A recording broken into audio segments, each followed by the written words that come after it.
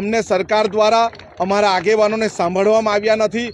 અમારી એક જ માંગણી છે, જે સરકારે અમને બંધારણમાં જે હકો આપ્યા છે એ હક મુજબ અમને સાંભળવામાં આવે અને અમને જોડતા પહેલાં અમને પૂછવામાં આવે, એ અમારો મુખ્ય મુદ્દો છે અને આજે પણ અમારો એ જ મુખ્ય મુદ્દો રહેશે।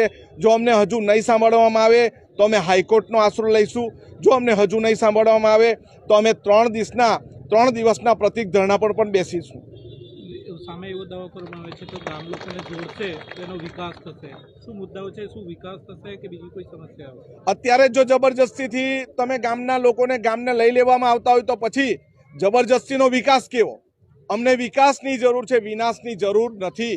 તમારે અમને લેવું હોય, અમારા ગામના લોકોને લેવું હોય તો ગામના લોકોને વિશ્વાસમાં લેવા પડે। હાઈકોર્ટના સમતા જજમેન્ટમાં બી એ જ કીધું છે, ના વિધાનસભા ના લોકસભા સબસે ઊંચી ગ્રામસભા।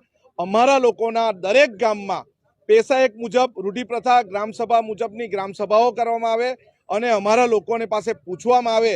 જો અમારા તમામ ગામના લોકો માની જશે તો અમે ભળવામાં તૈયાર છે, પરંતુ ગ્રામસભા કર્યો પછી, એટલે અમે જ્યાં સુધી લોકશાહી ઢબે અમને પૂછવામાં ના આવે ત્યાં સુધી અમે